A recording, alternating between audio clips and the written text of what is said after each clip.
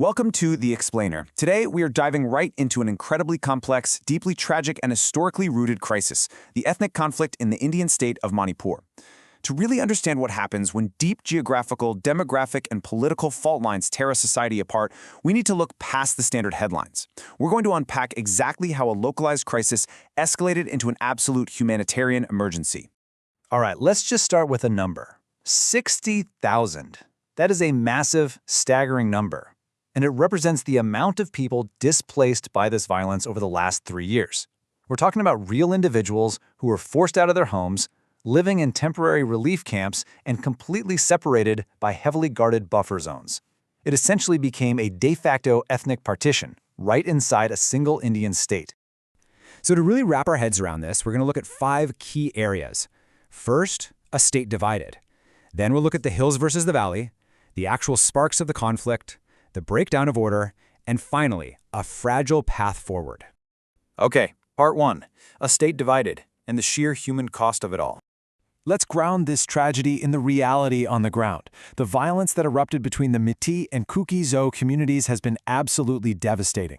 By November 2024, the official death toll sat at 258, though unofficial estimates are honestly much higher. And beyond the tragic loss of life, the sheer destruction of property is mind-boggling. Nearly 5,000 houses, plus hundreds of churches and temples, just reduced to ashes. The result? 174 relief camps are still active today, housing people who physically can't cross the armed buffer zones that now separate these communities. Moving on to part 2, hills versus the valley and the demographics behind the divide.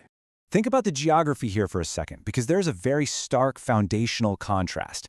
You have the Métis community, who are predominantly Hindu or followers of the indigenous Sanamahi faith. They make up 57% of the state's population, but they are densely packed into the Imphal Valley, which is only 10% of the land. Then you have the tribal groups, primarily the Kuki-Zo and Nagas, who are predominantly Christian. They make up 43% of the population, but they live spread out across the surrounding hills, which cover 90% of the land area. That right there is an intense pressure cooker over land and resources. And this brings us to a really critical legal distinction: scheduled tribe, or ST status. Basically, this is an affirmative action classification. Because the hill tribes hold this ST status, their ancestral lands are protected by law. Non-tribals literally cannot purchase land there. But the Métis, living down in that crowded valley, began demanding ST status so they could access those hill lands. You can see how this creates friction, right? The tribal communities viewed this demand as a direct threat to their protected ancestral territories. Which brings us to part 3, the sparks of conflict and how things escalated. So how did this actually explode? Well, it wasn't overnight. A rapid march of events really set the stage. In late 2022, the state government started forced eviction drives in tribal areas.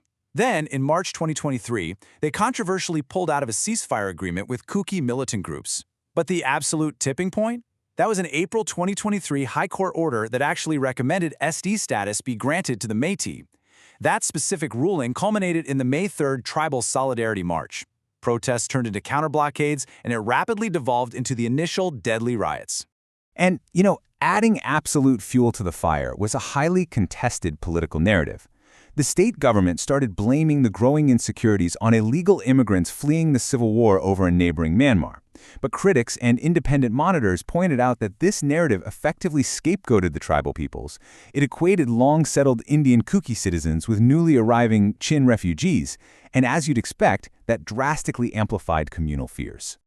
All right, part 4, the breakdown of order, the violence, and the key actors involved. Once the riots kicked off, 2 groups became incredibly prominent: Arambai Tengal and Miti Lipun. These are armed Métis nationalist militias, and reports consistently indicate they enjoyed significant patronage from state politicians, allowing them to operate with a really high degree of impunity. They injected severe militancy into the conflict, literally leading civilian mobs to raid state police armories and then using those sophisticated stolen weapons to target Kuki-Zo communities. On the other side of the civil society spectrum, you have a completely different kind of group, the Myra Paibius, which translates to Women with Torches.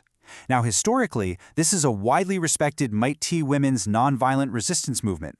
Globally, they are known for their massive 2004 protests fighting against military impunity, Yet in the messy web of this specific conflict, they actively mobilized to demand the removal of federal security forces like the Assam Rifles, claiming those forces were biased against the Meiteis.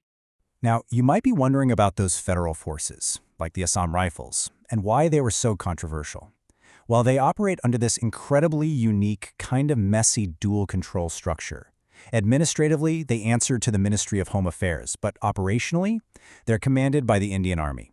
In the sheer chaos of Manipur, this setup created massive jurisdictional friction with the local state police.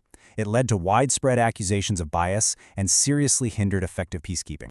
And the scale of the institutional collapse here, it's genuinely alarming. We are talking about 6,000 weapons and 600,000 rounds of ammunition looted straight from state armories. Alongside widespread allegations of partisan police bias, there were horrific, documented instances of sexual violence used systematically to destroy community cohesion. It got so bad that by August 2023, the Supreme Court of India had to step in. They stripped local control, officially condemned an absolute breakdown of constitutional machinery, and took over the criminal investigations. Finally, Part 5, a fragile path forward and the recent political shifts. As you'd expect, the political fallout from all of this was massive. By June 2024, the ruling party actually lost both of its parliamentary seats in the state. After 20 continuous months of violence, Chief Minister N. Biren Singh finally resigned in February 2025. That briefly triggered direct federal control known as President's Rule. Then, in February 2026, a new Chief Minister, Yumnam Kemchan Singh, was sworn in, which directly paved the way for the first major peace dialogue the very next month. And that brings us to a really crucial turning point. March 21, 2026. The new chief minister actually sat down with tribal representatives in Guwahati. This was the very first direct dialogue between the two sides since the violence exploded almost 3 years prior. Representatives called it an ice-breaking session, aimed at reducing a massive, deeply ingrained trust deficit. No major demands were settled, but honestly, this simple act of sitting at the same table, that was a monumental shift. So as we wrap up this explainer, I really want to leave you with this question to chew on. Can a single fragile dialogue actually bridge a 3-year trust deficit? What is it going to actually take to rebuild a society torn apart by such profound historical, demographic, and physical divides? When 60,000 people are displaced and neighbors have spent 3 years behind armed buffer zones, is dialogue enough, or is it just the bare beginning of a decades-long healing process? Thanks for joining me to unpack this, and keep learning.